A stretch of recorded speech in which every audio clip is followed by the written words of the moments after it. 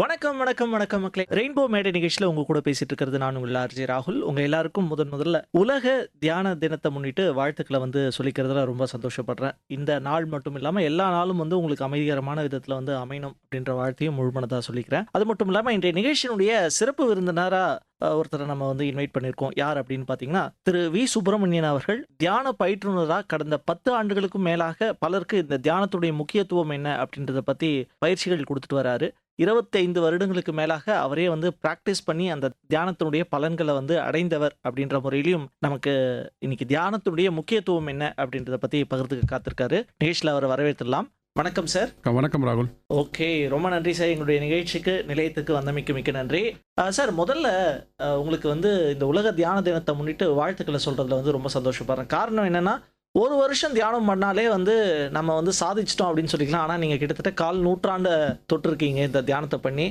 சொல்லுங்க சார், இந்த தியானம்னா என்ன சார் முதல்ல? அதாவது தமிழில் 3 சொற்கள் உண்டு. உயிர்ச்சொல், பெயர்ச்சொல், வினைச்சொல் அப்படின்னு சொல்லுவாங்க. அந்த கேட்டகரியில் நீங்கள் தியானத்தை ஃபிக்ஸ் பண்ணணும் அப்படின்னு பார்த்தீங்கன்னா, அது வினைச்சொல்ல வரும்.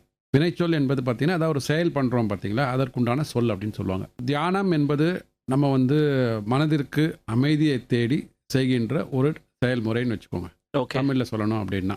அதே ஆக்ஸ்ஃபோர்ட் டிக்ஷனரியோட டெஃபினேஷன் பார்த்தீங்கன்னா என்ன சொல்லுவாங்க அப்படின்னா, you are continuously thinking about one object or one particular thing. எதையாவது ஒன்றை நம்ம சிந்தித்து கொண்டே இருக்கிறோம்னா அது பேர் தான் தியானம் அப்படின்வாங்க. நம்ம இப்போ எல்லாமே இன்னைக்கு இருக்கிற காலகட்டத்தில் சோஷியல் மீடியாவில் பார்த்தீங்கன்னா, ஃபேஸ்புக்கை பற்றி திங்க் பண்ணிட்டு இருக்கோம், வாட்ஸ்அப் திங்க் பண்ணிட்டு இருக்கோம். அதெல்லாமல் தியானம் தான். அதுவும் தியானம்ன்றீங்க. அப்ப நம்ம எல்லாருமே தியானம் பண்றோம் ஒரு விதத்துல. எதன் மீது நீங்க தியானம் பண்றீங்கன்றது தான் இருக்குது ஆக்சுவலா. கரெக்ட். ஸோ நம்ம எதற்காக தியானம் பண்ணணும், ஏன் தியானம் பண்ணணும், எப்படி தியானம் பண்ணணும், அதுதான் இன்னைக்கு நிகழ்ச்சியில் நம்ம சொல்ல போறோம். ஸோ எனக்கு அந்த தியானம் பண்ணிக்கிறதுனால என்ன அப்படின்னா, நான் பிறக்கும் போது இருந்த ஒரு அமைதி, இந்த குழந்தையின் முகத்தில் சிரிப்பு இருக்கு பார்த்தீங்க இல்லையா, குழந்தையின் சிரிப்பில் இறைவனை காணலாம் சொல்லும்போது, அந்த இறைவனுக்கும் குழந்தைக்கும் உள்ளான ஒரு லிங்க் இருக்கு. அந்த இறைவன்கிட்ட இருக்கிற அந்த ஒரு குவாலிட்டி, அமைதியான குணம் குழந்தைக்கும் இருந்தது. நம்மலாம் குழந்தையா பிறக்கும் போது அந்த அமைதியை அனுபவித்து கொண்டு இருந்தோம். அது நாளாக நாளாக என்ன ஆச்சுன்னா, அந்த ஒரு இன்ப துன்பங்களுக்கு உள்ளாகி ஏற்ற இறக்கம், வெற்றி தோல்வி, அதெல்லாம் நம்ம அதுக்குள்ளே சிக்கல் உண்டு. நம்ம ஒரு பந்து மாதிரி உள்ளே போயிட்டோம். நம்ம அதில் வெங்காயம் மாதிரி கூட சொல்லலாம். மேலே உரிச்சா பார்த்தீங்கன்னா ஒன்றுமே இருக்காது, ஆனால் பெரிய வெங்காயம் இருக்கும். ஓகே, அந்த மாதிரியான ஒரு இந்த காலகட்டத்தில் இந்த ஃபாஸ்ட் ஃபேஸ் வேர்ல்டில் நமக்கு என்ன அமைதி நம்ம இருந்தது குழந்தை பருவத்தில், அந்த அமைதியை நம்ம தொலைத்து விட்டோம்.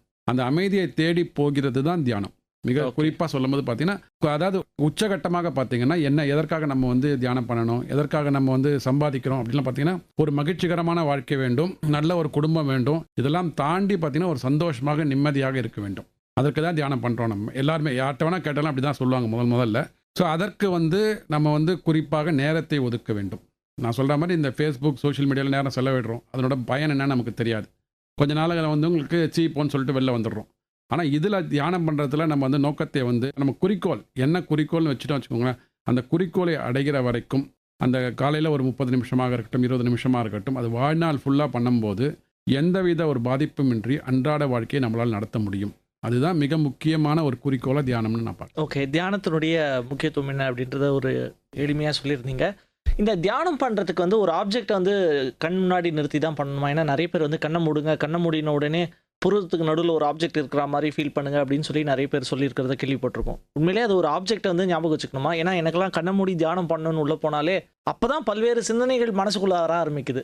இதிலிருந்து எப்படி நம்மளை ஹேண்டில் பண்ணிக்கலாம்? பல வழிமுறைகள் இருக்குது. இப்போ நம்ம சென்னையிலேருந்து ஒரு மும்பைக்கு போகணும் அப்படின்னா முற்காலகட்டத்தில் பார்த்தீங்கன்னா ட்ரெயினில் போவாங்க, பஸ்ஸில் போவாங்க, காரில் போவாங்க, நடந்தும் போகலாம். இன்றைய காலகட்டத்தில் பார்த்தீங்கன்னா நல்லா ஃப்ளைட்டில் போகிறோம். ஸோ அவர் டெஸ்டினேஷன் மும்பைக்கு போகணுன்றது நம்மளோட குறிக்கோள். அது போகிறதுக்கு நிறைய வாய்ப்புகள் இருக்குது. ஸோ நீங்கள் ட்ரெயினில் போகிறதுனாலே ஃப்ளைட்டில் போகிறது தவறோ, இல்லை ஃப்ளைட்டில் போகிறதுனாலே பஸ்ஸில் போகிறது தவறோன்னு நம்ம சொல்கிறதில்ல. தியானத்தில் பல வழிமுறைகள் இருக்குது. நீங்கள் சொன்ன மாதிரி, குறிப்பிட்டு சொன்ன மாதிரி, அது நெற்றி பூர்வத்துக்கு நடுவில் ஆக்ஞா சக்கரம் இருக்குது, அதன் மூலமாக தியானம் பண்ணுறதும் இருக்குது. குறிப்பாக என்ன சொல்கிறாங்க அப்படின்னா, எதன் மீது தியானம் பண்ணணும்னா, நம்ம குழந்தை பிறந்தது வச்சுக்கோங்களேன், அந்த ஹார்ட் பீட் லப் டப்னு துடிக்க ஆரம்பிக்குது. அதாவது அம்மாவோட கருவறையில் இருக்கும்போதே 3 மாதங்களுக்கு அப்புறமாவே உடனே பார்த்தீங்கன்னா அந்த லப் டப் சத்தம் வந்தோன்னே என்ன சொல்கிறாங்கன்னா, குழந்தை உருவாகிறது, ஒரு உயிர் ஜனிக்க போகிறது அப்படின்றாங்க. அதே மாதிரி ஒரு 80-90 வருடங்களுக்கு அப்புறமாக அந்த மனிதன் அந்த லப் டப் சத்தம் நின்றவுடன் என்ன சொல்கிறாங்க அப்படின்னா, அந்த மனிதன் இறந்து விட்டான். ஸோ அந்த குழந்தை பிறக்கும்போது எந்த சத்தத்தினால் அந்த குழந்தை உயிர் பெற போகிறது சொல்கிறாங்களோ, எந்த சத்தம் நின்று விட்டது அப்படின்னா அந்த மனிதன் இறந்து விட்டான்னு சொல்லும்போது இந்த லப்டப் சத்தம் எங்கே கேட்குறது? இதயத்தில் தான் இல்லைங்களா? கரெக்ட். அதனால தான் என்ன சொல்கிறேன்னா இதயத்தில் வந்து ஒரு தெய்வீக ஒளி இருக்குது அப்படின்ற ஒரு சின்ன சின்ன சிந்தனை. அதை வைத்துக்கொண்டு நீங்கள் வந்து தியானம் பண்ணும்போது அந்த இதயத்தில் இருக்கிற அமைதியை வந்து நம்ம உணர ஆரம்பிக்க முடியும். இன்னொன்று என்ன சொல்லலாம்னா இப்போ ஒரு மனிதன் நல்ல மனிதன் அப்படின்னா நல்ல உள்ளம் கொண்ட மனிதன் அப்படின்வாங்க. இல்லை ஏதாவது கொஞ்சம் மக்களுக்கு வந்து கஷ்டத்தை கொடுக்குறான்னா அவன் கெட்ட மனுஷன்யா, அவன் மனசில் வந்து ஒன்றுமே இல்லை, கெட்ட புத்தி தான் இருக்குன்னுவாங்க. ஸோ இதயத்தை தான் மனது மன்ற இதயத்தை ரெண்டுத்தையும் வந்து காரணம் காட்டி ஒரு மனிதனை வந்து அடையாளப்படுத்தும் போது அந்த இதயத்தில் வந்து ஏதோ ஒரு சக்தி இருக்கிறது. அந்த சக்தி தான் வந்து நம்மளை இன்னைக்கு இயக்கி கொண்டு இருக்கிறது. அந்த சக்தி என்ன அப்படின்றது உணர்றது தான் இந்த தியானம் பார்க்குறோம். அதனால இதயத்தின் மீது தியானம் பண்ணுறதும் சிறந்த முறையாக இருக்கும்னு நான் பார்க்குறேன். சார், தியானம் பண்றதால என்னென்னலாம் நன்மைகள் அப்படின்றத கொஞ்சம் கொஞ்சமா நீங்க சொல்ல ஆரம்பிச்சீங்க. இதயத்துல இருக்கக்கூடிய அந்த ஒளி தான் வந்து நமக்கு ரொம்ப முக்கியம் அப்படின்றத சொல்லியிருந்தீங்க. இந்த தியானத்தினுடைய தோற்றம் வரலாறுன்றது ஏதாவது இருக்கா? எப்பத்திலிருந்து நம்ம இந்தியால வந்து இந்த தியானத்தினுடைய முக்கியத்துவம் வந்து பரவ ஆரம்பிச்சது அப்படின்ற மாதிரி சொல்ல முடியுமா? இதுக்கு வந்து ஒரு ஆராய்ச்சிலாம் ஒன்றும் கிடையாது. ஸோ எனக்கு தோன்றிய கருத்து, எப்போ மனிதன் பிறந்தானோ அன்றைக்கே தியானம் பண்ண வேண்டியும் என்ற எண்ணம் அவனுக்கு வந்திருக்கும். மனிதன் பார்த்தீங்கன்னா அவனுடைய மனதோட எண்ணங்கள், மனதில் ஏற்படுற எண்ணங்களால் வந்து உருவான ஒரு உயிர் சக்தி தான் வந்து மனிதன் சொல்கிறோம் நம்ம. ஸோ அப்படி இருக்கும்போது அந்த எண்ணங்கள் வந்து பெருக பெருக ஆரம்பிக்கும் போது அவன் வந்து வாழ்க்கையில் வந்து பின்னோக்கி போகிறான். அதாவது நம்ம ஆரம்ப கட்டத்தில் என்னவாக இருந்தோம், நான் சொன்ன மாதிரி இந்த அமைதி நிலையில் இருந்தவன் வந்து அந்த அமைதியை விட்டுட்டு உலகத்தில் வந்து சிக்கல்களில் மாறும்போது அவனுக்கு வந்து திருப்பி அந்த அமைதியை நோக்கி போகிறதுக்காக வந்து மனதை ஒன்றிணைப்படுத்த வேண்டும், ஒரே சிந்தனையில் வந்து ஒன்றிணைய வேண்டும் அப்படின்ற நோக்கத்தில் ஆரம்பிக்கும் போது தான் தியானம்னா என்னன்னு வருது உங்களுக்கு. ஸோ அதனால் மனிதன் பிறந்த காலகட்டத்திலேருந்தே பார்த்தீங்கன்னா இதுக்கு வந்து பெருசாக ஆராய்ச்சி படி உங்களுக்கு டாக்குமெண்ட்லாம் இருக்கான்னு தெரியாது. ஆனால் மனிதன் பிறந்த போதே அந்த தியானத்துக்கு உண்டான நோக்கமும் தொடர ஆரம்பிச்சிச்சு. ஸோ அதுக்கப்புறம் பார்த்தீங்கன்னா இன்னைக்கு காலத்தின் கட்டாயத்தின்படி தேவையின்படி அனைவரும் பார்த்தீங்கன்னா இன்றைக்கி வந்து எதை பின்னாடி ஓடுறாங்கன்னு தெரிய மாட்டேங்கிறது. ஸோ அந்த அளவுக்கு ஓடிட்டு இருக்கிறாங்க. மன நிம்மதி இல்லாமல் எதுக்கத்தாலும் ஸ்ட்ரெஸ்ன்றாங்க. ஸோ அந்த மாதிரியான ஒரு ஸ்ட்ரெஸ்லேருந்து வெளியில் வருவதற்கு இந்த தியானம் கை கொடுக்க ஆரம்பிச்சிட்டுது. ரொம்ப காலமாக பாரதத்தில் பார்த்தீங்கன்னா அந்த காலத்துலேருந்தே குருகுல வாசத்துக்கு பசங்க போவாங்க. அந்த காலத்தில் அங்கே போனாங்கன்னா அப்படின்னா மனதை அமைதிப்படுத்துவதற்கு எப்படின்னு அவங்க சொல்லிக் கொடுக்க ஆரம்பிப்பாங்க. ஸோ அதுலேருந்து நம்மளோட வாழ்க்கையில் பின்னி பிணைஞ்சது தான் தியானம்னு பார்க்குறேன். ஓகே. இந்த தியானம் பண்ண ஆரம்பிக்கும் போது சார், பல்வேறு விதமான எண்ணங்கள் வருது அப்படின்னு சொல்லியிருந்தேன். இந்த எண்ணங்களை வந்து எப்படி கட்டுப்படுத்துறது, அல்லது நம்முடைய எண்ணங்களை வந்து ஒருநிலைப்படுத்தி தியானத்தின் மேல முழு கவனம் செலுத்தி எப்படி அதனோட முழு பலனை அனுபவிக்கிறது? முதல்ல தியானம் நீங்கள் பண்ணும்போது எண்ணங்கள் வரவில்லை, எண்ணங்கள் போகிறது. நம்ம வந்து அது வருதுன்னு நினைக்கிறோம். இல்லை, அதாவது நம்ம வந்து நேற்று ஏதாவது ஒரு உணவு உண்டோம், இரவு உணவு சாப்பிட்டோம், இல்லை மதிய உணவு சாப்பிட்டோன்னா இன்றைக்கி மறுநாள் காலையில் வரும்போது அந்த உணவு எல்லாம் தெரித்த பிறகு தேவையில்லாத கழிவுகள் எல்லாம் வெளில போகிறது. ஸோ அந்த மாதிரியான ஒரு சிந்தனையில் தான் நான் வந்து எண்ணங்கள் வருவதை பார்க்குறேன். நமக்கு தேவையில்லாத எண்ணங்கள் தான் வந்து வெளியில் போகிறது. நம்ம என்ன நினச்சிட்டு இருக்கோம், அது உள்ளே வருதுன்னு சொல்லிட்டு திருப்பி வந்து அதை பிடிச்சி கயிறு மாதிரி பிடிச்சி திருப்பி உள்ளே இழுக்கிறோம். நம்ம அது பண்ணக்கூடாது. அது தியானம் பண்ணும் போதே என்ன சொல்கிறோன்னா, நீங்கள் வந்து ஒரு ரயிலில் போகிறீங்க, ஒரு இயற்கை காட்சி இருக்குது. நம்ம ரயிலெல்லாம் நீங்கள் பார்த்து போயிருக்கும்போது பார்த்தீங்கன்னா ஜன்னல் ஓரமாக நம்மலாம் உட்காந்து பார்த்துருப்போம். ஸோ தென்னை மரம், மாமரம்லாம் அப்படியே போகும், சீனரியாக போகும். அந்த இயற்கை காட்சியை ரசிக்கிற மாதிரி இன்றைக்கி தியானத்தில் உட்காந்து நம்ம இதயத்தில் என்ன நடக்குதுன்றதை ரசித்தா போகிறோம். நீங்கள் வந்து அந்த எண்ணங்களை வந்து பொருட்படுத்த வேண்டாம்.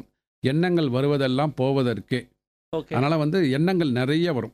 ஒரு டேட்டா கொடுக்கணும் அப்படின்னா நீங்களே வந்து மலைச்சு போயிடுவீங்க. ஒரு அறிவியல் ஆராய்ச்சியில் வந்து ஒரு நாளைக்கு சராசரியாக மனிதனுக்கு எவ்வளவு எண்ணங்கள் வரும் அப்படின்னு வந்து ஆராய்ச்சி பண்ணினாங்க. நீங்கள் ஒரு கெஸ் பண்ண முடியுமா எவ்வளோ எண்ணங்கள் வரும்னு கெஸ் இது ரிசர்ச்சில் வந்திருக்குன்ட்டு?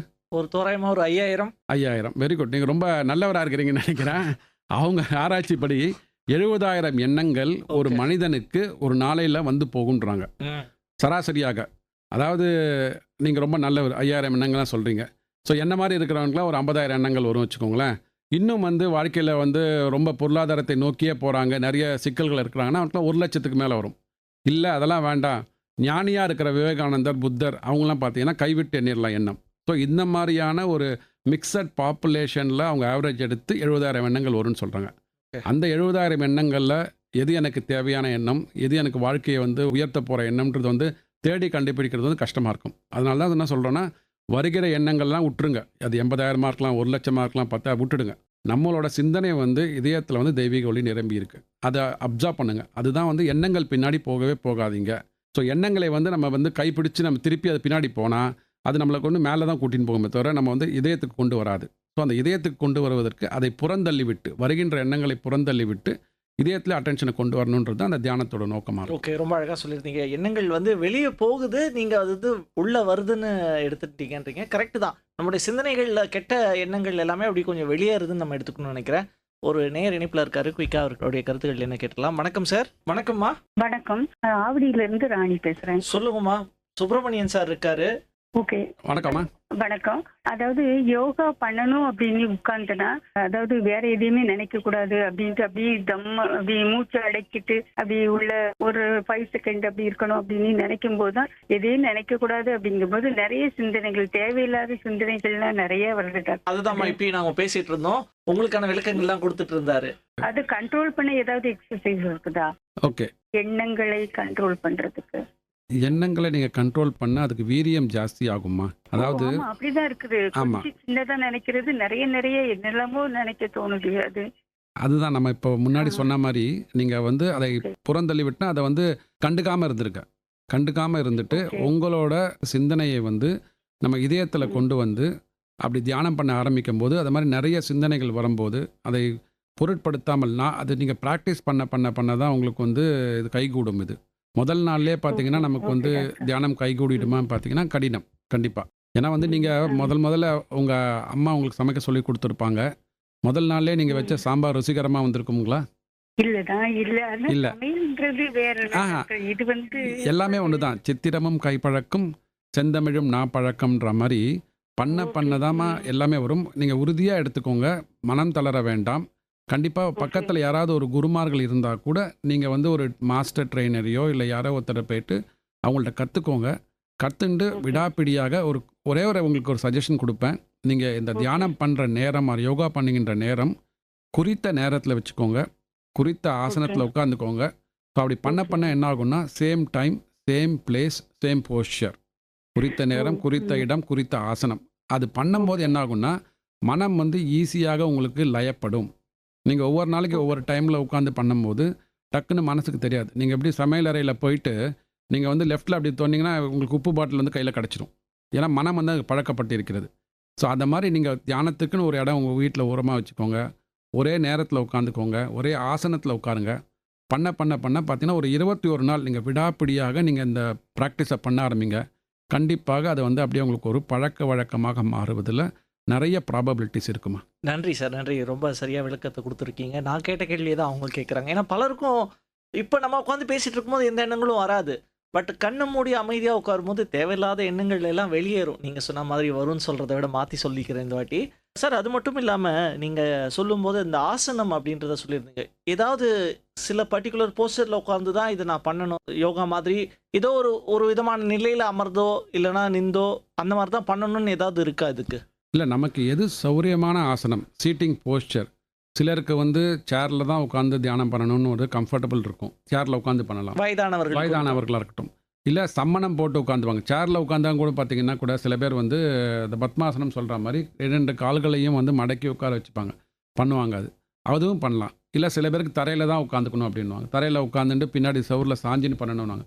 அதாவது எது வந்து நமக்கு வந்து ஒரு 20 அல்லது 30 நிமிடங்களுக்கு வந்து அசௌகரியம் கொடுக்காத ஆசனம் எது, அந்த ஆசனத்தில் உட்காந்துக்கலாம். இதில் வந்து இந்த பர்டிகுலர் போஸ்டரில் தான் உட்காரணும்லாம் கிடையாது.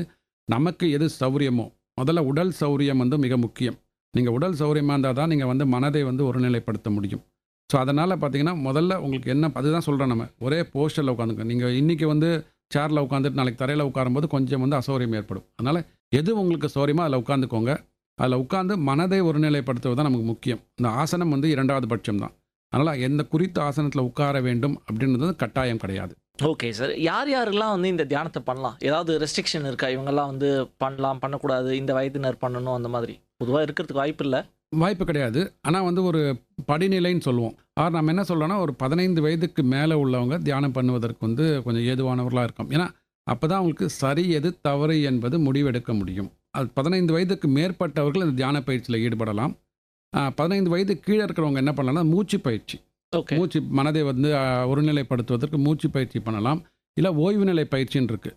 நம்ம வந்து உடம்பு உள்ள அனைத்து பாகமும் ரிலாக்ஸ் ஆகுது அப்படின்னு சொல்லிட்டு நிறைய ஓய்வு நிலை பயிற்சிகள் இருக்குது. சின்ன பசங்க, ஸ்கூலுக்கு போகிற பசங்க வந்து என்ன பண்ணலான்னா ஒரு பாடத்தை படிக்கிறதுக்கு முன்னாடி ஒரு 5 நிமிடம் பிராணாயாம பயிற்சி பண்ணலாம். அது பண்ணினதுக்கப்புறம் வந்து உடம்பில் உள்ள ஓய்வு நிலை பயிற்சி பண்ணலாம். பண்ணினதுக்கப்புறம் அவங்களுக்கு வந்து மனம் வந்து படிப்பில் கவனம் செலுத்துவதற்கு வந்து நிறைய வந்து டைம் கிடைக்கும். அதை தாண்டி ஒரு 15 வயதுக்கு வந்ததுக்கப்புறம் பார்த்திங்கன்னா ஒரு குறிப்பிட்ட குருமார்கள்ட்ட போயிட்டு பயிற்சியாளர்கள்ட்ட போயிட்டு பயிற்சி எடுத்துட்டு தியானத்தை வந்து முறைப்படி கற்றுக்கொள்ளலாம். சார் நம்ம தியானம் பத்தி பேச ஆரம்பிக்கும் போது பொதுவா வந்து பல எண்ணங்கள் வரும்போது வெளியேறும்போது அதை எப்படி கட்டுப்படுத்துறது, எப்படி மனசை வந்து அந்த ஒரு புள்ளியில வந்து நிலைநிறுத்துறது? அதாவது நம்ம முன்னமே சொன்ன கட்டுப்படுத்த வேண்டாம். ஆனால் இந்த எண்ணங்கள் வருவதை எப்படி நம்ம வந்து குறைக்கணும் அப்படின்றதுக்கு உண்டான ஒரு சுத்திகரிப்பு பயிற்சின்னு ஒரு பயிற்சி இருக்குது. அது நிறைய தியான முறைகள் இருக்குது. அது என்னென்னா, நம்ம அன்றைக்கி அன்றாட வேலைகள் முடிந்ததுக்கு பிறகு, சப்போஸ் நீங்கள் காலேஜ் போயிட்டு வரீங்க, இல்லை வேலைக்கு போயிட்டு வரீங்க, இல்லை வீட்டில் வந்து ஹோம் மேக்கராக இருக்கும் அப்படின்னா கூட, அன்றாட வேலைகள் அன்றைக்கி முடிஞ்சதுக்கப்புறம் ஒரு 20 நிமிடம், 15லேருந்து 20 நிமிடம் நீங்கள் ஓரமாக நீங்கள் என்ன இடத்துல தியானம் பண்ணுறீங்களோ காலையில், அதே அறையில் அதே இடத்துல போய் உட்காந்துட்டு, இன்றைக்கி என்னோடய ஆன்மீக முன்னேற்றத்திற்கு தடையாக இருந்த அனைத்து எண்ணங்களும் வெளியில் போகட்டும், முதுகு வழியாக வெளில போகிறது, என் உடம்பை விட்டு வெளில போகிறது. அப்படின்னா எண்ணங்கள் பதியறதே பார்த்திங்கன்னா நம்ம இதயத்தெலாம் பதியறதுன்னு சொல்கிறோம் நம்ம.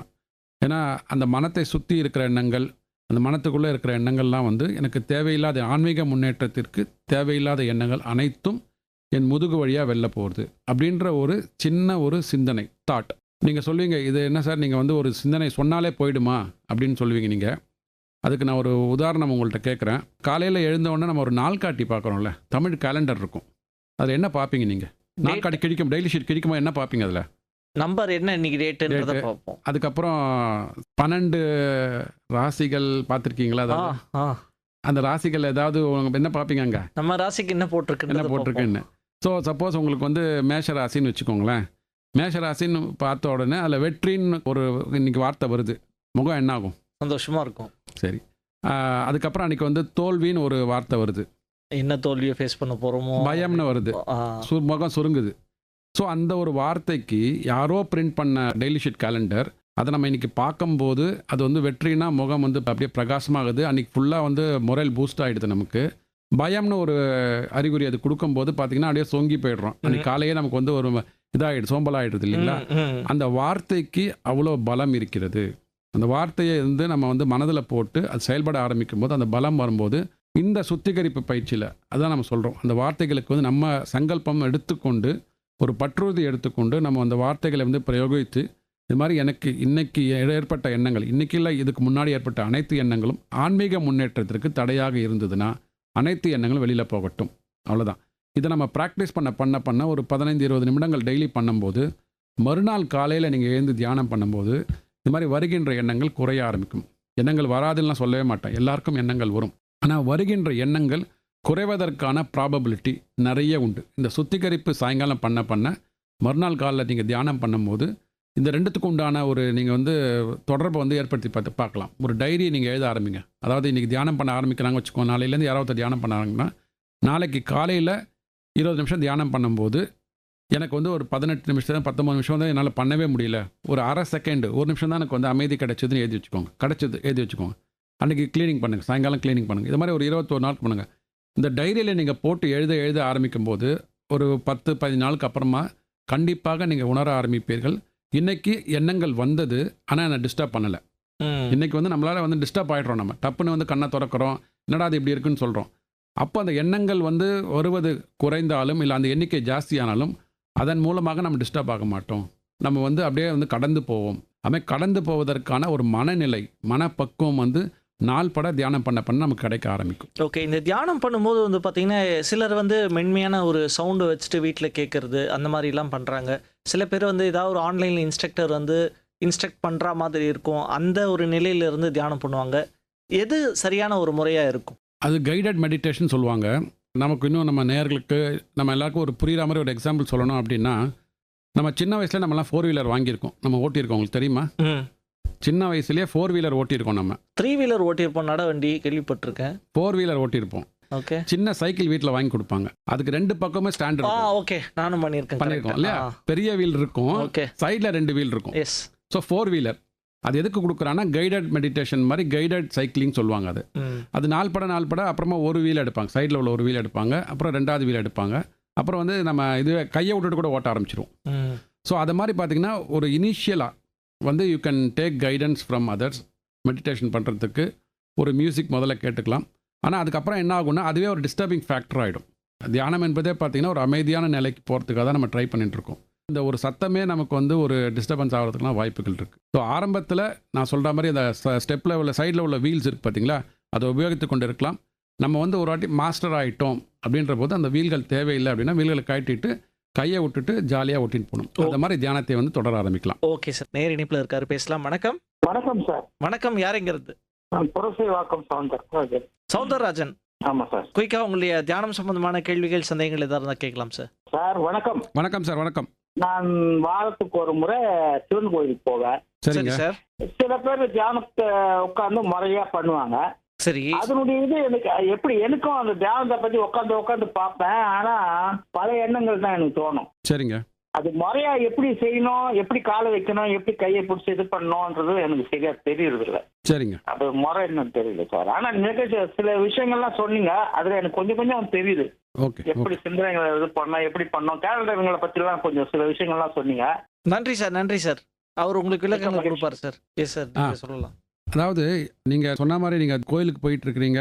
ஸோ மனதை வந்து ஒருநிலைப்படுத்த வேண்டும் ஒரு முயற்சியில் நீங்கள் ஈடுபட்டுறீங்களே, அதுவே வந்து பெரிய சக்ஸஸ் தான் சொல்லுவோம். ஸோ ஆனால் வந்து நீங்கள் காலையில் ஒரு 6 மணிக்கு முன்னாடி சூரியோதயத்துக்கு முன்னாடியே ஒரு குறித்த இடத்த தேர்ந்தெடுத்துக்கோங்க. டெய்லி ஒரு 20 நிமிஷம் நான் சொன்ன மாதிரி நீங்கள் வந்து அமைதியாக ஒரு இடத்துல உட்காந்துட்டு உங்கள் இதயம் வந்து தெய்வீக ஒளியால் நிரம்பி இருக்கு அப்படின்ற ஒரு சின்ன சிந்தனையில் வந்து நீங்கள் வந்து தியானத்தை தொடங்குங்க. அது இறைவன் மேலே பாரத்தை போட்டு இறைவன்கிட்ட வந்து ஒரு பிரார்த்தனையை சொல்லிட்டு, எனக்கு வந்து ஒரு இந்த தியானம் நல்ல வகையான தியானமாக எனக்கு கைகூட வேண்டும் அப்படின்ற ஒரு தியானத்தை ஆரம்பிங்க. நீங்கள் எண்ணங்கள் வரலாம், எண்ணங்கள் வரதெல்லாம் போகிறதுக்கு தான் அப்படின்ற ஒரு சிந்தனையை வைத்துக்கொண்டு ஒரு 20 நிமிஷம், நமக்கு 20 நிமிஷம் கண்ணை மூடி உட்கார்றது கஷ்டமாக இருக்குதுன்னு நினச்சிங்கன்னா அலாரம் கிளாக்கை வச்சுக்கோங்க. கவலையே இல்லை, அலாரம் கிளாக்கை வச்சுக்கோங்க. 20 நிமிஷத்துக்கு அப்புறம் அந்த அலாரம் அடித்த உடனே மெதுவாக கண்களை திறந்து வெளியில் வாங்க. ஸோ இந்த 20 நிமிஷமோ இல்லை 21 நிமிஷம், ஆக்சுவலாக அந்த நிறைய மேனேஜ்மெண்ட் குருஸ்லாம் என்ன சொல்கிறாங்கன்னா 21 நிமிஷங்கள் நீங்கள் வந்து ஒவ்வொரு ஆக்டிவிட்டியை கண்டினியூஸாக பண்ண அதுவே உங்களுக்கு பழக்க வழக்கமாகிவிடும். ஏன்னா காலையில் நம்ம எழுந்த உடனே மூச்சு ஆட்டோமேட்டிக்காக வருது. நமக்கு மூச்சு நம்ம அன்றைக்கி வந்து வலது பக்கம் மூக்கு வழியாக மூச்சை விடுறது, இடது பக்கம் வழியாக மூச்சை உள்ளே இழுக்கிறது நம்ம சொல்லி கொடுத்துட்டுருக்கோமா? நான் அப்படிலாம் சொல்லிக் கொடுக்கல. ஆட்டோமேட்டிக்காக அது வந்து ஒரு பழக்க வழக்கமாக அதுவே அட்ஜஸ்ட் பண்ணி போகிற மாதிரி நீங்கள் இந்த தியானத்தை வந்து குறிப்பிட்ட நேரத்தில் வந்து ஒரு 21 நிமிஷம் பண்ண ஆரம்பிங்க, 21 நாள் பண்ண ஆரம்பிங்க. அது வந்து நம்ம மசில் மெமரின்னு சொல்லுவாங்க. நம்ம உடம்பில் வந்து ஒரு மசில் மெமரி இருக்குது. அதாவது நம்ம ரத்த திசைகள் இருக்குது பார்த்தீங்களா, அதுக்குள்ளே ஒரு மெமரி செல்ஸ் இருக்குது. அது மூலமாக அது வந்து ப்ரோக்ராம் பண்ணப்பட்டு அடுத்த மாதமோ இல்லை அடுத்த வருஷமோ நீங்கள் ப்ராக்டிஸ் பண்ண ஆரம்பிக்கும் போது இது ஆட்டோமேட்டிக்காக உங்களுக்குள்ளே வர ஆரம்பிச்சிடும். அதனால் நீங்கள் வந்து நாளையிலேருந்து கரெக்டான நேரத்தில் உட்காந்து ஒரு 20 நிமிஷமோ 21 நிமிஷமோ நீங்கள் உட்காந்து அலாரம் கிளாக்கை வச்சு தியானம் பண்ண ஆரம்பிச்சிங்கன்னா அது உங்களுக்கு பழக்க வழக்கமாக மாறிடும் ஐயா. எஸ், சூப்பரான ஒரு விளக்கம் கொடுத்துருக்கீங்க. நாளையிலேருந்து ஆரம்பிக்கணும்னா நீங்கள் ஏற்கனவே சொன்ன மாதிரி இன்னைக்கு நைட்டே வந்து தேவையில்லாத எண்ணங்கள் எல்லாத்தையுமே சுத்திகரிப்பு பண்ணிட்டு நாளைக்கு காலையில் உட்காந்து ஃப்ரெஷ்ஷாக பண்ண ஆரம்பிச்சிங்கன்னா கண்டிப்பாக அடுத்த ஒரு உலக தியான தினத்து அன்னைக்கு உங்களுடைய பலன் என்ன அப்படின்றத நீங்களே நிகழ்ச்சியில் வந்து கண்டிப்பாக பேசுறதுக்கான ஒரு வாய்ப்பு அமையும் அப்படின்னு நினைக்கிறேன். சார், இந்த தியானம் பண்ணுறதால மன அமைதி மட்டும் கிடைக்குதா அல்லது உடல் ரீதியான பலன்கள் ஏதாவது கிடைக்குதா? கண்டிப்பாக உடல் ரீதியாக அது வந்து பை ப்ராடக்ட்னு சொல்லுவோம். ஒன்று வாங்கினா ஒன்று ஃப்ரீன்ற மாதிரி. பரவாயில்ல, சூப்பர் ஆஃபராக இருக்கே. ஆமாம். ஸோ மனம் அமைதியாச்சு அப்படின்னா என்ன ஆகும்னா நமக்கு வந்து தேவையில்லாத படபடப்பு. இன்றைக்கி வந்து எல்லாருக்கும் பார்த்தீங்க அப்படின்னா பிபி இருக்குன்றாங்க, டயபெட்டிக்ஸ் இருக்கு, கொலஸ்ட்ரால் இருக்குன்றாங்க, இளம் வயதிலேயே வருதுன்றாங்க. ஸோ இதெல்லாம் எப்படின்னா உங்களுக்கு இந்த லைஃப் ஸ்டைல் சேஞ்ச் ஆனதுனால வருகின்ற வியாதிகள். நீங்கள் வந்து ஒரு தியானம் மூலமாக வந்து ஒரு வாழ்க்கையை நடத்துகிறீங்க அப்படின்னா உங்களுக்கு வந்து எல்லாத்தையுமே பிளான் பண்ணி நடத்த ஆரம்பிச்சிருவீங்க நீங்கள். ஸோ தியானம் பண்ணுறவங்களுக்கும் பண்ணாதவங்களுக்கும் ஒரு என்ன வித்தியாசம் அப்படின்னு பார்த்தீங்கன்னா, நம்ம முன்னாடி பேசினா கூட கோபம் எல்லாருக்கும் தான் வரும். கோபம் என்பது ஒரு குணம்.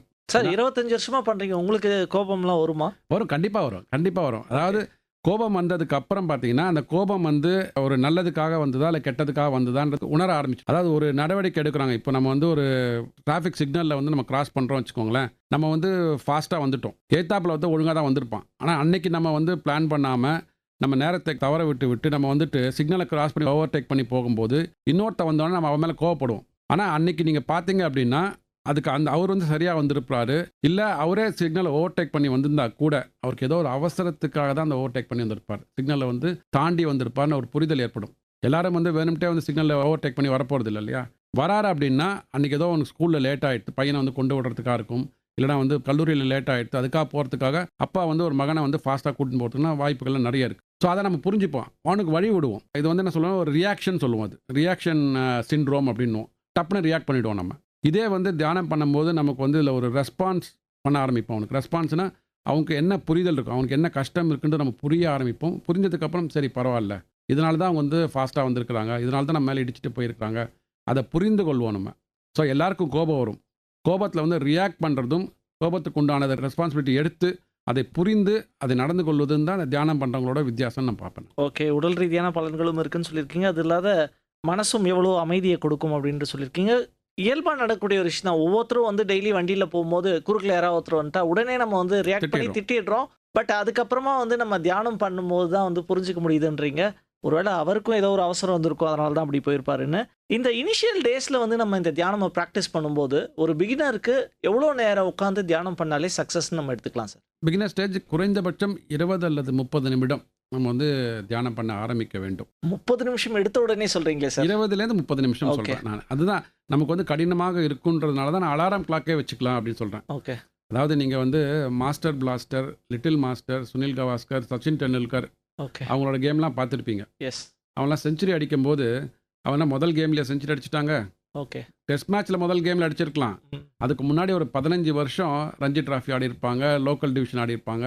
அந்த அளவுக்கு ப்ராக்டிஸ் ஆனதுக்கப்புறம் தான் எஃபர்ட்லெஸ்ஸாக அவங்க வந்து ஸ்கொயர் டிரைவாக இருக்கட்டும் இல்லை கவர் டிரைவாக அடித்து செஞ்சுரி அடிக்கிறாங்க. ம். ஸோ அப்பேற்பட்ட மக்களுக்கே அவ்வளோ ப்ராக்டிஸ் தேவைப்படுது அப்படின்னா நம்ம வந்து எங்கேருந்து வந்தோன்றதை மறந்துட்டோம். எத்தனை ஜென்மம் நம்ம இங்கே இருக்கோம்னு தெரியாது. திடீர்னு வந்து இன்றைக்கி ஒரு நாள் தியானம் பண்ணணும்னா எப்படி வந்து தியானம் கை கூடும். ம். அதனால தான் வந்து குறைஞ்சபட்சம் ஒரு 20 நிமிஷம் நம்ம ட்ரை பண்ண ஆரம்பிப்போம். 20 நிமிஷம் ஈஸியாக வச்சுக்கோங்க. அலாரம் கிளாக் வச்சுக்கோங்க. முடியலைன்னா கூட பரவாயில்ல, கண்களை திறந்துடுங்க. ஒரு 10 நிமிஷத்துக்கு அப்புறம் பார்த்தீங்கன்னா ரொம்ப 1 மணி நேரம் ஆயிடுத்து 2 மணி நேரம் ஆயிடுத்துன்னு வந்து உங்கள் மனசில் தோண்டினா கூட கண்களை திறந்துக்கோங்க. திறந்துட்டு சுத்தமட்டு பார்த்துட்டு ஒரு தண்ணி கூட குடிச்சிக்கலாம். பக்கத்தில் கிளாஸ் தண்ணி வச்சுக்கோங்க. குடிச்சிட்டு திருப்பி தியானத்தை தொடருங்க. ஓகே. திருப்பி அதான் நம்மளோட டியூரேஷன் வந்து 20 நிமிஷம் தியானம் பண்ணணும் அப்படின்னு இலக்கு வச்சுக்கோங்க. அது பண்ணினாலே சக்ஸஸ். அந்த 20 என்பதை ஒரு 40 நிமிஷம் வரைக்கும் எடுத்துன்னு போகலாம். மேக்ஸிமம் ஒரு 1 hour at a stretch 1 hour பண்ணினா வந்து நல்லா இருக்குன்னு சொல்கிறாங்க எல்லாருமே. அது 1 ஹவர் முடியலனா கூட நம்ம எனிவேர் பிட்வீன் 20 to 30 மினிட்ஸ் பண்ணலாம். அது வந்து நீங்கள் பண்ண தான் சொன்ன மாதிரி ப்ராக்டிஸ் மேக்ஸ் பர்ஃபெக்ஷன் அப்படின்வாங்க. ஸோ நீங்கள் பண்ண உங்களுக்கு வந்து அது வரும். சார், இந்த தியானம் பண்ண ஆரம்பிக்கிறது வந்து இந்த தூக்கமின்மை, இன்றைய லைஃப் ஸ்டைல் சேஞ்சஸால் ஏற்பட்ட என்ன சொல்கிறது குறைபாடுகள் அல்லது நோய்கள்னு கூட எடுத்துக்கலாமே. இந்த தூக்கமின்மை கூட வந்து இன்னைக்கு பலருக்கும் இருக்குது. நைட்டு 2 மணி ஆனாலும் கூட நமக்கு வந்து தூக்கம் உடனே வர்றதில்ல. பதற்றம் இருக்குது, வாழ்க்கை பற்றின ஒரு பயம் இருக்குது. இதெல்லாம் இந்த தியானம் பண்ணுறது மூலமாக தீர்வு கிடைக்குமா? கண்டிப்பாக தீர்வு கிடைக்கும். ஏன்னா இன்னைக்கு காலங்காத்தால் யாராவது ஒருத்தர் எழுந்துக்கிறாங்க அப்படின்னாலே அவங்க கையில் ஒரு 6வது விரல் முளைக்க ஆரம்பிச்சு. அனைவர் கையிலையும் ஆண்ட்ராய்ட் ஃபோன் 6வது விரல். அதுதான் வந்து ஒரு ஹைக்கூ மாதிரி ஒருத்தர் சொல்லியிருக்காங்க. பெட்லேருந்து எழுந்த உடனே நம்ம தரையில் வந்து காலை வைக்கிறோமோ இல்லையோ கையில் உடனே ஃபோன் எடுக்கிறோம். ஃபோன் எடுத்துகிட்டு அன்றைக்கி என்ன வாட்ஸ்அப் ஸ்டேட்டஸில் யார் என்ன போட்டிருக்கிறாங்க, என்னென்ன மெசேஜ் வந்திருக்கு அதை பார்த்துட்டு தான் நம்ம வந்து பல் துலக்கவே போகிறோம். காலையில் எழுந்துக்கிறதுலேருந்து நைட் தூங்குற வரைக்கும். ஸோ அதனால் என்ன பண்ணலான்னா இதுலேருந்து வெளியில் வரத்துக்கு அட்லீஸ்ட் காலையில் முதல்ல வந்து நான் வந்து என்னோட பேசணும். முதல்ல பேசுகிறதே வந்து அதுதான் சொல்லுவாங்க. நீங்கள் வந்து காலையில் நம்ம அந்த தியானத்தை வந்து கைவிட்டுட்டோம் அப்படின்னு சொன்னால் தியானத்தை என்ன பண்ணுறோன்னா நான் என்னோட உரையாட போகிறேன். எனக்குள்ளே இருக்கிற என்னோட நண்பனோட உரையாட போகிறேன். அந்த நண்பனோட உரையாட போகிற ஒரு தருணத்தை நான் தவற விட்டு விட்டேன்னா அன்றைக்கி நாள் ஃபுல்லாக எனக்கு வந்து ரொம்ப டிஸ்டர்ப்டாக இருக்கும். அதனால் காலையில் எழுந்த உடனே ஆண்ட்ராய்ட் ஃபோன்லாம் பார்க்குறத விட்டுட்டு எழுந்த உடனே ஒரு 20 மினிட்ஸ் நம்ம கை காலெலாம் சுத்தம் பண்ணிவிட்டு பல் துலக்கி விட்டு பெட்லேயே உட்காந்து ஒரு 20 நிமிஷம் அந்த தியானத்தை பண்ணிவிட்டு அன்றைக்கு உண்டான நடவடிக்கையில் நம்ம தொடங்க போகலாம். 1. 2வது வந்து நீங்கள் இரவு உறங்க போவதற்கு முன்னாடி நிறைய சயின்டிஃபிக் ரிசர்ச்லாம் சொல்கிறாங்க. அட்லீஸ்ட் ஒரு 2 ஹவர்ஸ் முன்னாடியாவது இந்த ஸ்க்ரீன் டைம் வந்து குறைச்சிருங்க. ஸ்க்ரீன் டைமை தவிர்த்து விட்டு 2 மணி நேரத்துக்கு முன்னாடி இரவு சாப்பாடு சாப்பிட்டதுக்கப்புறம் பெட்டில் வந்துட்டதுக்கப்புறம் ஏதாவது ஒரு மனதுக்கு இனிமையான புத்தகங்கள், மோட்டிவேஷ்னல் புக்ஸாக இருக்கலாம், இல்லை தியானம் சம்மந்தப்பட்ட புக்ஸாக இருக்கலாம். இல்லைனா ஒன்றுமே இல்லைனா கூட நீங்கள் அமைதியாக பெட்ரூமில் வந்து இயற்கையை ரசித்து அப்படியே உட்காந்துட்டு அப்படியே இரவில் வந்து ஒரு பிரார்த்தனை பண்ணிக்கோங்க. அதாவது நாளைக்கு காலையில் எனக்கு வந்து நல்ல விதமான தியானம் அமைய வேண்டும். இன்றைக்கி நான் ஏதாவது தவறுகள் செய்திருந்தேன் என்றால், தெரிந்தோ தெரியாமலோ ஏதாவது தவறுகள் செய்திருந்தேன் என்றால் அதை மன்னித்து விட்டு மீண்டும் அதை பண்ணாமல் இருப்பதற்காக எனக்கு அனுகூலம் அணுக வேண்டும் அப்படின்னு சொல்லிட்டு கடவுள்கிட்ட ஒரு பிரார்த்தனையை பண்ணிவிட்டு மறுநாள் தியானம் எனக்கு நல்லபடியாக அமையணும்னு சொல்லிட்டு ஒரு பிரார்த்தனையோடு நீங்கள் வந்து தூங்க போனீங்க அப்படின்னா இந்த சப்கான்ஷியஸ் மைண்டில் இந்த தாட்ஸ்லாம் உள்ளே போயிடும். ஸோ அதன் மூலமாக உங்களுக்கு தியானமும் நல்லா வர ஆரம்பிக்கும், டிஸ்டர்பன்ஸும் இல்லாமல் இருக்கும், தூக்கமும் நல்லா கண்டிப்பாக நல்லா இருக்கும். நீங்கள் தூங்க போகிறதுக்கு முன்னாடி வந்து தியானத்தை பற்றின சிந்தனைகளோடு வந்து தூங்கினா நல்லா இருக்கும்னு சொல்கிறீங்க. நானுமே அதெல்லாம் சில நேரத்தில் பண்ணியிருக்கேன். படுக்கிறதுக்கு போகும்போது வந்து பார்த்தீங்கன்னா மனசு அமைதியாக இருக்கிற மாதிரி நம்மளே ஃபீல் பண்ணி படுத்துட்டேன். அதுவும் ஒரு விதமான ஆசனம் நான் நினச்சிக்கிறேன். படுத்துகிட்டே வந்து மனசை ரிலாக்ஸ்டாக வச்சுக்கும் போது சீக்கிரமாக அந்த தூக்கம் அப்படின்றது வர ஆரம்பிக்கும். இன்றைக்கி இருக்கக்கூடிய பரபரப்பான காலகட்டங்களில் எல்லாருக்கும் நேரம்ன்றது கிடைக்கிறதே இல்லை சார். காலையில் வந்து ஒரு 2 மணி நேரம் ட்ராவல் பண்ணி அவங்களுடைய பணியிடத்துக்கு போக வேண்டிய ஒரு சூழ்நிலை. அதே மாதிரி நைட்டுக்கு வர்றதுக்கும் மணி 9 மணி 9:30 மணி ஆகிடும். அவங்க எந்த ஒரு நேரத்தை வந்து சூஸ் பண்ணி அந்த தியானத்தை வந்து ப்ராக்டிஸ் பண்ணலாம்? எது பெஸ்ட்டு, காலையிலயா இல்லை நைட்டா? இல்லை, தியானம் என்பது காலையில் தான் ஸ்டார்ட் பண்ணணும். உகந்த நேரம் வந்து பிரம்ம முகூர்த்தம்னு சொல்லுவோம் நம்ம, அந்த 4 மணி விடியற் காலையில். அது இன்றைக்கி இருக்கிற பரபரப்பான சூழ்நிலை கடினம் அப்படின்னா கூட சூரிய உதயத்திற்கு முன்னாடி தியானத்தை வந்து முடித்து விடுவது என்பது உசந்தது. ஸோ ஒரு 5:30க்கு எழுந்தால் 6 o'clockல முடிச்சிடலாம். இல்லை, அதுவும் எனக்கு முடியலங்க, நான் நைட் ஷிஃப்ட் பார்க்குறேன், லேட்டாக தான் வரேன் அப்படின்றவங்களுக்கு வந்து நீங்கள் காலையில் எப்போ எழுந்துக்கிறீங்களோ அப்போ வந்து ஒரு 20 நிமிஷம் தியானம் பண்ணுங்கள். ஆனால் வந்து இன்னைக்கு நான் தியானம் பண்ணுறதுக்கு குறிப்பிட்ட நேரம் என்ன எடுத்தோன்னா 7 மணிக்கு பண்ணுறேன்னா 7 மணிக்கு பண்ணுங்கள், on dot. Whether it 6 o'clockனா 6 o'clock on dot. So அதில் வந்து மாற்றம் இருக்கக்கூடாது. அப்போ தான் வந்து மனது வந்து பக்குவப்பட ஆரம்பிக்கும், பழக்கப்பட ஆரம்பிக்கும். அந்த பழக்க வழக்கத்துக்காக தான் நம்ம இதை சொல்கிறோமே தவிர, மற்றபடி உங்களுக்கு உங்களோட இன்னைக்கு இருக்கிற வாழ்க்கை முறை ஏற்றவாறு எந்த நேரம் உகந்ததாக இருக்கிறதோ அந்த நேரத்தில் பண்ணுங்கள். நிறைய பேர் வந்து நம்மளை விட வந்து கஷ்டப்படுறவங்களாம் இருக்காங்க, வாழ்க்கையில் கஷ்டப்படுறவங்களாம் இருக்காங்க, விடிய விடிய வேலை பார்த்து சம்பாதிக்கிறவங்களாம் இருக்கிறாங்க. அவனுக்கு வந்து இல்லாத கஷ்டமாக நமக்கு வந்துட போகிறது. நீங்கள் மற்றவங்கள கம்பேர் பண்ணும்போது அதுதான் ஒரு இது சொல்லுவாங்க, ஒரு பிஸியாக இருக்கிற ஒரு நம்ம பிரசிடென்ட் எடுத்துக்கலாம் வச்சுக்கோங்களேன், இந்திய ஜனாதிபதி எடுத்துக்கலாம். இந்திய ஜனாதிபதிக்கு இங்கே இருக்கிற 145 கோடி மக்களோட அவங்களோட நல்வாழ்வில் என்னென்ன திட்டங்களை கொண்டு வரணும் அதெல்லாம் ஃபுல் வேலை அவங்க பண்ணிகிட்டு இருக்கிறாங்க. அவங்களுக்கும் ஒரு நாளுக்கு 24 மணி நேரம் தான், நமக்கும் 24 மணி நேரம் தான். கண்டிப்பாக நம்மளோட அவங்க அதிக நேரம் உழைப்பாங்க இல்லையா? அவங்க லெட்ஸே ஒரு 15 மணி நேரம் வேலை செய்கிறாங்க வச்சுக்கோங்க, நம்ம ஒரு 14.5 மணி நேரம் வேலை செய்கிறோம் வச்சுக்கோங்களேன். நமக்கும் அவங்களுக்கும் உள்ள இடைப்பட்ட ஒரு கேப் பார்த்தீங்கன்னா ஒரு 30 நிமிஷம். ஸோ நம்மளோட 30 நிமிஷம் அவங்க ஜாஸ்தியாக ஒர்க் பண்ணுறாங்க இல்லையா? அந்த 30 நிமிஷம் நமக்கு இருக்குல்ல, அந்த 30 நிமிஷத்தை நம்ம ஏன் நம்மளோட சுய மேம்பாட்டுக்காக இன்வெஸ்ட் பண்ணக்கூடாது? You can find out the time. Okay, ரொம்ப எளிமையாக சொல்லியிருக்கீங்க. எல்லாருக்கும் பயன்படக்கூடிய, எல்லாருக்கும் ஏதுவான ஒரு டைம் வந்து நீங்களே சூஸ் பண்ணிக்கோங்கன்னு சொல்லியிருக்கீங்க. நேர் இணைப்பில் இருக்காரு, பேசலாம். வணக்கம். வணக்கம். வணக்கம் சார், யார் இருக்கிறது சார்? அரக்கோணம் தனபால் பேசுறேன் சார். தனபால் சார், தியானம் சம்பந்தமான உங்களுடைய கேள்விகளை கேட்கலாம். சரி சார், நான் எனக்கு வந்து 57 வயசு ஆகுது சார். சரிங்க. எனக்கு இது வரைக்கும் தியானம்னா என்னன்னு தெரியல சார். அதை கொஞ்சம் எப்படி முறையாக கொஞ்சம் சொல்லுங்க.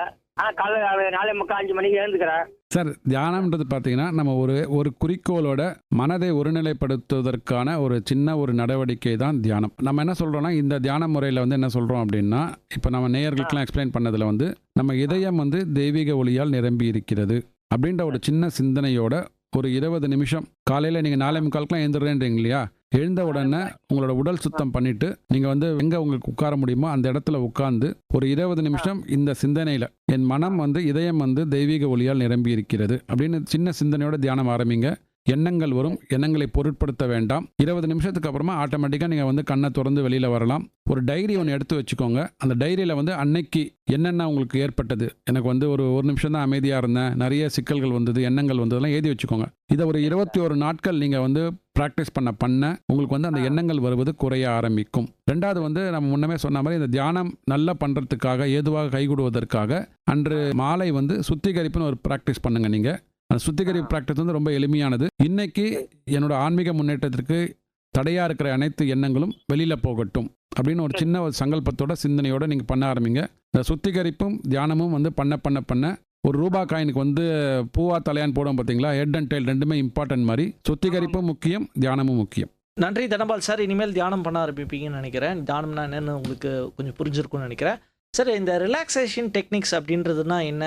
ஏன்னா சில வீடியோஸில் நான் கேட்கும்போது, இந்த ரிலாக்ஸேஷன் டெக்னிக்ஸ் கேட்கும்போது எனக்கே அதனுடைய பலன் வந்து இமீடியட்டாக ஒரு 3-4 நாளைக்குள்ளே கேட்கும்போதே வந்து ரிலாக்ஸ்டாக ஃபீல் ஆகிற மாதிரி ஒரு எண்ணம் இருக்குது. இந்த ரிலாக்ஸேஷன் டெக்னிக்ஸ்னால் என்ன? அப்புறம் இந்த சுத்திகரிப்பு டெக்னிக்லாம் இருக்கும்ல ஏதாவது, அதெல்லாம் வந்து கொஞ்சம் சொன்னீங்கன்னா ஹெல்ப்ஃபுல்லாக இருக்கும் சார். அதாவது நம்ம தியானத்தோட முழுமையான நோக்கமே பார்த்தீங்கன்னா மனதை வந்து ஒருநிலைப்படுத்துவது, மனதை ரிலாக்ஸ் பண்ணுறதுன்னு வச்சுக்கலாமே.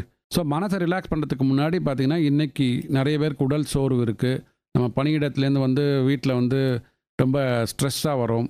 ஸோ பாடி பெயின்ஸ்லாம் இருக்குது. ஸோ அப்படிலாம் இருக்கும்போது முதல்ல உடம்பை வந்து ஒருநிலைப்படுத்தி விட்டு ரிலாக்ஸ் செய்து விட்டு தான் மனசை ரிலாக்ஸ் பண்ணுறதுக்காக மெடிடேஷன் போகணும்னு சொல்கிறோம் நம்ம. கரெக்ட். இல்லைனா உடல் வந்து உபாதைகளாக இருக்குது, மைண்டு ஒருநிலைப்படுத்த முடியாது. ஸோ இது வந்து ஆட்டோ சஜஷன் சொல்லுவோம். நம்ம வந்து கண்களை மூடிக்கொண்டு, இதுக்கு நிறைய ரெக்கார்டிங்ஸ்லாம் இருக்குது, நீங்கள் யூடியூப்பில் போய் தேடலாம். அதாவது நம்ம என்ன சொல்லலாம், கால் விரல்லேருந்து ஆரம்பிப்போம். கால் விரல்லேருந்து ஒவ்வொரு பாகங்களாக வந்து ரிலாக்ஸ் ஆகி கொண்டிருக்கிறது, ஓய்வாக கொண்டிருக்கிறது அப்படின்னு சொல்லிட்டு ஒரு சின்ன ஒரு சிந்தனை ஒரு சங்கல்பம் சொல்லலாம். அது அப்படியே வந்து முழங்காலுக்கு வந்து ரிலாக்ஸ் ஆகுதுன்னு சொல்லுவோம். அப்புறம் முட்டி பகுதிகள் ரிலாக்ஸ் ஆகுது. அப்புறம் அப்டமன்ஸ், ஒவ்வொரு பாகங்களாக நம்ம வந்து அதை வந்து உருவகப்படுத்திக்க வேண்டாம். அதில் வந்து நம்ம அட்டென்ஷனை வைத்துக்கொண்டு இந்த பாகங்களில் வந்து ஏதாவது ஸ்ட்ரெஸ் இருந்ததுன்னா, ஒரு அழுத்தம் இருந்ததுன்னா அதெல்லாம் வந்து வெளியில் போகுது அப்படின்னு சொல்லிட்டு ஒரு ஆட்டோ சஜஷன்.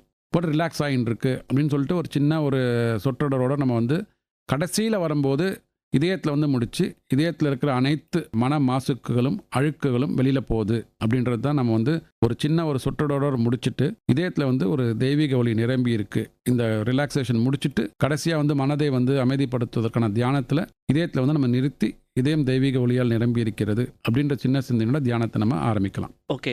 இன்றைக்கு இருக்கக்கூடிய காலகட்டங்களில் இந்த குடும்ப உறவுகள் அப்படின்றது சில நேரங்களில் சிக்கலாக போயிடுது, கசப்பு உணர்வுகள் மிக்கதாக மாறிடுது. காரணம் என்னென்னா ஒவ்வொருத்தரும் வேலைக்கு போகிறோம், அகைன் அந்த ஸ்ட்ரெஸ்ன்ற ஒரு பாயிண்டில் வந்து நிற்கிறோம்.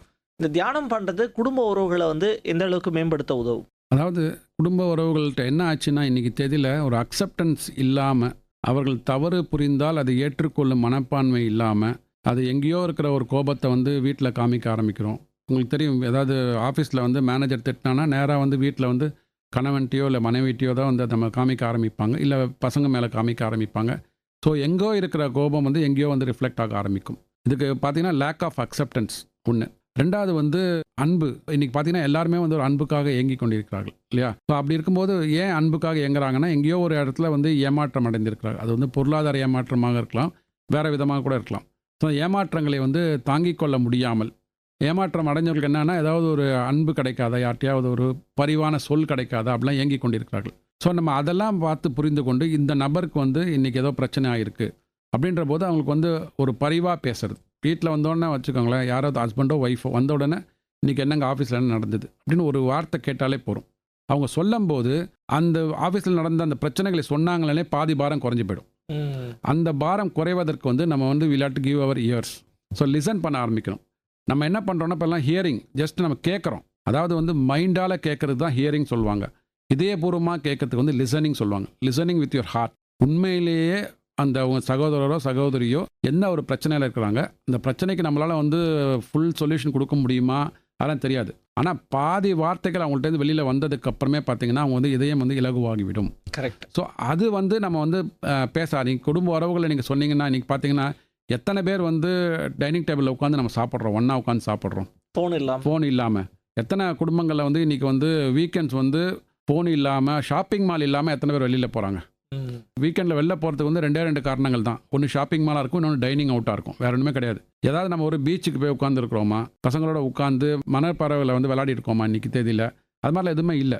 ஸோ அந்த மாதிரி நம்ம இயற்கையிலேருந்து நம்ம வெளியில் வந்ததுனால தான், அந்த செயற்கை வாழ்க்கைக்குள்ளே போனதுனால தான் இந்த கோபதாபங்கள்லாம் எக்ஸ்ட்ரா வர ஆரம்பிச்சிருக்கு. இதை வந்து புறந்தள்ளி விட்டு நான் வந்து இதை ஃபுல்லாக வந்து நீங்கள் வந்து சன்னியாசி ஆகின்லாம் சொல்லலை. இதுவும் பேலன்ஸ் பண்ணணும். உங்கள் பசங்களோட நேரத்தை செலவு பண்ணணும், குடும்பத்தில் உள்ள கணவன் மனைவியோட நேரத்தை செலவிட்டாலே போகிறோம். உங்களுக்கு வந்து இதுலேருந்து வெளியில் வரதுக்கு பாதி ப்ராப்ளம் வந்து சால்வ் ஆகிடும். ஓகே. குடும்ப உறவுகளை வந்து எப்படி மேம்படுத்தலாம்ன்றது சொல்லியிருந்தீங்க. இந்த வேலைக்கு போகிறவங்க குறிப்பிட்டு சொல்லணும்னா, இந்த மதியம் அந்த லஞ்ச் டைமுக்கு அப்புறமா வந்து ஒரு அரை மணி நேரம் சின்ன கேப் கிடைக்கிறதுக்குன்னு ஒரு வாய்ப்பு இருக்கும்.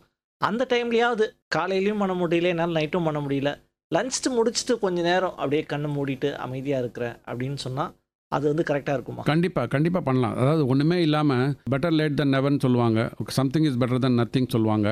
ஸோ அது மாதிரி நிறைய இருக்கும்போது எனக்கு பண்ணவே முடியாததுக்கு பார்த்தீங்கன்னா அட்லீஸ்ட் எனக்கு வந்து ஒரு 20 நிமிஷம் கிடைக்குது பார்த்தீங்களா. காலையில் பண்ண முடியல, லேட் ஆகிடுச்சுன்னா கூட ஸோ நான் சொன்னேன் பெட்டர் லேட் தென் நெவர் மாதிரி அன்றைக்கி மதியம் எனக்கு ஒரு 20 நிமிஷம் கிடைக்குது. ஓரமாக உங்கள் ஆஃபீஸில் இல்லை உங்கள் சீட்டில் கூட உட்காந்துக்கோங்க. நம்ம வந்து எத்தனையோ பேர் வந்து தனிப்பட்ட முறையில் ஃபோன்லாம் பேசுகிறாங்க. ஸோ அதனால் நேரம்லாம் விரயமாகிறத பற்றி நம்ம கவலைப்பட வேண்டாம். அட்லீஸ்ட் உங்களோட லஞ்ச் டைமில் ஒரு 10 அல்லது 15 நிமிடம் ஓகே தியானம் பண்ண ஆரம்பிங்க. அன்றைக்கி ராத்திரி பிரார்த்தனை பண்ணும்போது நாளைக்கு காலையில் என்னால் வந்து சீக்கிரமாக எழுந்து தியானம் பண்ணுவதற்கு எனக்கு உதவி புரியுங்கள் இறைவனே அப்படின்னு சொல்லிட்டு ஒரு பிரார்த்தனையை சங்கல்பமாக ஒரு சமைப்பீங்க. கண்டிப்பாக அந்த பிரார்த்தனைக்கு வந்து வேல்யூ இருக்கும். அது வந்து உங்களோட ஆழ் மனதில் போயிட்டு பதிய ஆரம்பிக்கும். அதுவே உங்களை ஆட்டோமேட்டிக்காக வந்து எழுப்ப ஆரம்பிக்கும். அதனால் உங்களுக்கு நேரம் கிடைக்கும் போது பண்ணுங்கள். ஆனால் ராத்திரி பிரார்த்தனை பண்ணும்போது இது மாதிரி ஒரு பிரார்த்தனையை வச்சுட்டு பண்ணினீங்க அப்படின்னா நீங்கள் நினச்ச நேரத்தில் தியானம் பண்ணுவதற்கு வந்து கண்டிப்பாக கைகூடும். ஓகே. சூப்பராக சொல்லியிருக்கீங்க. அந்த மதியம் பண்ணாலும் காலையில் பண்ணணுன்ற ஒரு எண்ணத்தோடு வந்து நைட்டு தூங்க போகும்போது கண்டிப்பாக காலையில் எழுந்து பண்ணுறதுக்கான ஒரு வாய்ப்பு அமையும்னு சொல்லியிருக்கீங்க. பொதுவாக இந்த தியானம் பண்ண ஆரம்பிக்கிறோம் சார். நீங்கள் சொல்லிட்டீங்க நாங்கள் நீங்கள் நைட்டில் இருந்து அந்த சுத்திகரிப்பு பயிற்சிலாம் பண்ணி நாளையில் பண்ண ஆரம்பிக்கிறோம், நாளைக்கு காலையிலேருந்து அப்படின்னா எவ்வளோ நாள் கழித்து நமக்கு ஒரு பலன் தெரியும்? பலன் இந்த சென்ஸ் ஓகே பரவாயில்ல, ஏதோ ஒரு சின்ன ஒரு மாற்றம் நிகழ்ந்திருக்கு நமக்குள்ளாக அப்படின்றத எவ்வளோ நாள் கழித்து நம்மளால் புரிஞ்சுக்க முடியும்? சில பேருக்கு முதல் நாள்லேயே கிடைக்குங்க. அதாவது நீங்கள் வந்து உங்களை பற்றி ஸ்டடி பண்ண ஆரம்பிக்கும் போதே ஒரு பாசிட்டிவ் மைண்ட் செட்டோடு நம்ம இன்றைக்கி வாழ்க்கையை ஆரம்பிக்கிறோம் அப்படின்னாலே அது ஒரு புத்துணர்ச்சியாக நமக்கு கிடச்சிரும். அன்னைக்கு தியானம் பண்ணின அடுத்த நொடியே கூட நமக்கு உறவுதானுக்கான வாய்ப்புகள் இருக்குது. பட் நம்ம வந்து ஒரு இலக்கை நோக்கி தியானத்தை வந்து நம்ம பண்ணுறதில்லை என்றைக்குமே. அதாவது இலக்கு என்பது வந்து லாங் டேர்ம் கோல். அதாவது நம்மளோட உச்சபட்ச வாழ்க்கையோட லட்சியம் என்னன்னு பார்த்தீங்கன்னா அமைதியாக இருக்க வேண்டும். நான் பிறக்கும்போது எந்த அமைதியை உணர்ந்தேனோ அந்த அமைதியை எனக்கு ஒன்று, அதுதான் வந்து சமாதின்னு சொல்லுவாங்க. சம் ப்ளஸ் ஆதி, அதாவது சமமாக இருக்கணும். ஆதியில் நம்ம பிறக்கும்போது எந்த நிலையில் இருந்தோமோ அந்த நிலைக்கு சமமாக இன்னைக்கு இருக்கணும், என்னோட வாழ்க்கை முறை இருக்க வேண்டும் அப்படின்றது தான் அந்த சமாதியோட அர்த்தம். ஆனால் அந்த அளவுக்குலாம் நம்ம போனோம்னா நாளாகும். பட் இருந்தாலும் இன்னைக்கு வந்து நான் சக மனிதனோட எப்படி பேசுகிறேன், என்னோட சர்க்கம்ஸ்டான்சஸ், இன்றைக்கி எனக்கு ஆஃபீஸில் நடக்க போகிற நிகழ்வுகளுக்கு நான் எப்படி ரியாக்ட் பண்ண போகிறேன், இல்லை ரெஸ்பாண்ட் பண்ண போகிறேன்னா அப்படின்றத வந்து நீங்கள் முதல் நாள் தியானம் பண்ணதுலேருந்து உங்களுக்கு வந்து புரிய ஆரம்பிக்கும். நீங்கள் ரிஃப்ளெக்ட் பண்ணி பார்க்கலாம், உங்கள் ஃப்ரெண்ட்ஸ்கிட்ட கேட்கலாம். நீங்கள் ஒரு வாரம் தியானம் பண்ணுங்களேன். பண்ணினதுக்கப்புறம் இது மாதிரி முன்னாடிலாம் நான் வந்து இந்த சுச்சுவேஷன் நடக்கும்போது எப்படி ரியாக்ட் பண்ணிட்டு இருந்தேன், இப்போ எப்படி ரெஸ்பாண்ட் பண்ணுறேன், எனக்கு ஒரு அப்சர்வேஷன் கொடு, கிரிட்டிக்கல் அப்சர்வேஷன் கொடு. ஓகே, நான் எப்படி நடந்துட்டேன், ஓகே ஆஃபீஸில் வந்து ஒரு மாதத்துக்கு முன்னாடி என்னோட நடவடிக்கைகள் எப்படி இருந்தது, இப்போ எப்படி இருக்குது, நான் வந்து என்னோட ஃபெலோ சபார்டினேட்ஸ்ட்டு எப்படி பேசிகிட்டு இருக்கேன், இல்லை மேனேஜர்ஸ்ட்டு எப்படி பேசுகிறேன், என்னோட வேலையில் வந்து நான் வந்து இம்ப்ரூவ் பண்ணியிருக்கேன். நான் முன்னெல்லாம் டைம் எடுத்து நான் வந்து ரிப்ளை பண்ணது, வேலையை பண்ணினது, இப்போ டைம் குறைஞ்சி இருக்கிறா. அப்படியே கிரிட்டிக்கல் அப்சர்வேஷன் வாங்குங்க அவங்கள்ட்ட. அது வாங்கும் போதே உங்களுக்கு தெரிய ஆரம்பிக்கும். ஓகே, நிகழ்ச்சியினுடைய நிறைவு பகுதியை நோக்கி கொஞ்சம் கொஞ்சமாக நகர்ந்துட்டு இருக்கோம்.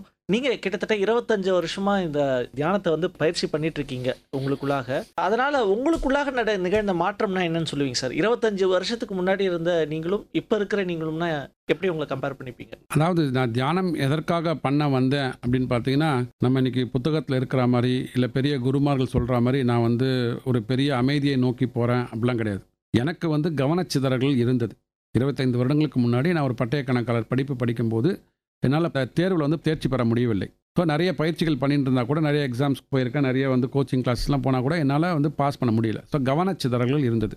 என்னோட நண்பர் ஒருத்தர் சொன்னார், கவனச்சிதறல்கள்லாம் நீங்கள் தியானம் பண்ணும்போது உனக்கு வந்து அதெல்லாம் வந்து குறைய ஆரம்பிக்கும். அது இருக்கவே இருக்காதுன்னு சொல்ல மாட்டோம், குறைய ஆரம்பிக்கும். ஸோ அதற்காக தான் நான் வந்து தியானமே கற்றுக்க ஆரம்பித்தேன். அது கற்றுக்க ஆரம்பித்ததுக்கப்புறம் பார்த்தீங்கன்னா எனக்கு ஒரு நல்ல ஒரு செல்ஃப் கான்ஃபிடென்ஸ் கிடைக்க ஆரம்பிச்சுது. நம்ம வந்து எதை வந்து படித்தோமோ அதை வந்து வெளியில் சொல்கிறதுக்கு எழுதுவதற்கான ஒரு வாய்ப்பு கிடைச்சிது. கிளாரிட்டி கிடைச்சிது. எனக்கு தெரியலன்னா தெரியல என்பதை வந்து ஒத்துக்கொள்வதற்கான எனக்கு ஒரு மனப்பக்குவம் வந்தது. அதை மறைக்கணும்னு அவசியம் இல்லாமல் போயிடுது எனக்கு. ஓகே, எனக்கு தெரியலங்க, இதை நான் படிக்கணும், இந்த எக்ஸாமில் நான் ஃபெயில் ஆகிடுவேன், ஸோ இதில் வந்து என்னோடய ஷார்ட் கமிங்ஸ் என்ன, அந்த மாதிரியான ஒரு பார்வை வந்து எனக்கு வர ஆரம்பிச்சிது. ஸோ தோல்வியை ஒத்துக்கொள்கின்ற மனப்பான்மை வந்தது. முதல்ல அதுதான் ஒன்று. எல்லாருமே வெற்றி அடைஞ்சிட முடியாதுல்ல. நம்ம முன்னாமே சொன்ன மாதிரி ஒரு கிளாஸில் வந்து ஒரு 35 பசங்க இருக்கிறாங்கன்னா எல்லாருமே ஃபஸ்ட் ரேங்க் வாங்கிட முடியாது. அந்த கிளாஸில் ஒருத்தன் தானே ஃபஸ்ட் ரேங்க் வாங்க முடியும். ஸோ அப்படி இருக்கும்போது என்னாலையும் பாஸ் பண்ண முடியும், ஆவரேஜ் ஸ்டூடெண்ட்டுக்கு மேலே என்னால் மார்க் வாங்க முடியும். அப்படின்ற போது கவனச்சிதறல்களை குறைப்பதற்காக நான் வந்து இந்த தியான பயிற்சிக்குள்ள வந்தேன். அது வந்து எனக்கு நிறைய கை கொடுத்தது. அது மாதிரி ஆஃபீஸில் வந்து இருக்கிற சுச்சுவேஷன்ஸில் ஹேண்டில் பண்ணும்போது ஒரு ப்ரொமோஷன் கிடைக்கலன்னா அதுக்கு வந்து மனத்தை சோர்ந்து விடாமல் அடுத்த கட்டத்தை நோக்கி போனோம். அது மாதிரி தோல்விகளை ஏற்றுக்கொள்கின்ற மனப்பான்மை. கோபம் வரும், கண்டிப்பாக கோபம் வந்து எதற்காக, நியாயத்திற்காக கோபம் வரும். அதாவது ஒருத்தர் தப்பு செய்துட்டாங்கன்னா கோபப்படுவோம். அடுத்ததுக்கப்புறம் உடனே ஒரு அடுத்த 5 நிமிஷம் அவங்கள்ட்ட போயிட்டு, சார் நீங்கள் பண்ணது தவறுங்க, இது மாதிரி இனிமேல் பண்ணாதீங்க, இதனால தான் எனக்கு கோபம் வந்தது அப்படின்னு சொல்லிட்டு ஒரு புரிதலோடு நம்ம வந்து உடனே அவங்களை அணுகும்போது அந்த கோபம் நம்மள்ட்ட மறைஞ்சு போயிடும். அது வந்து ஒரு காயமாக உங்கள் மனதில் வந்து பதியாது. அதுதான் மிக முக்கியமானது. இந்த கோபம் வந்து காயமாக பதிஞ்சிச்சு அப்படின்னா அது வந்து பொறாமையாக மாறும். அப்புறமா அடுத்த ரெவெஞ்ச் எடுக்கணும்னு மாறுவோம்.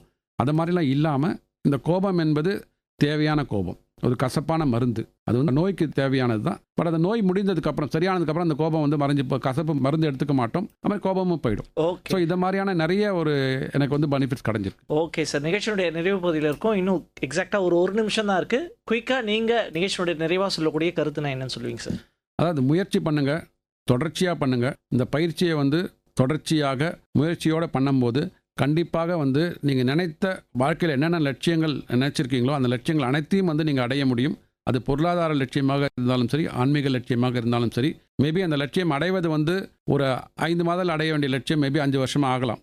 ஆனால் வந்து அந்த லட்சியம் நீங்கள் கோலை ஃபிக்ஸ் பண்ணிட்டீங்க அப்படின்னா இந்த உலகத்தில் இருக்கிற அந்த வைப்ரேஷன்ஸ் வந்து உங்களோட தாட் பவரை எடுத்துக்கொண்டு உங்களுக்கான ஒரு கட்டமைப்புகளை வந்து உருவாக்க ஆரம்பிக்கும். அந்த கட்டமைப்புகள் கண்டிப்பாக இந்த உலகத்தில் உள்ள அந்த சக்தி வந்து நமக்கு அனைவருக்கும் கைகூடும். ஸோ வெற்றி என்பது நிச்சயம் அனைவருக்கும். நன்றி சார், ரொம்ப நன்றி. உங்களுடைய கருத்துக்கள் வந்து நிச்சயமாக நம்முடைய நேயர்களுக்கு பயனுள்ள விதத்தில் அமைஞ்சிருக்கும்னு நினைக்கிறேன் சார். உங்களுக்கும் நன்றி. நன்றி. ஓகே.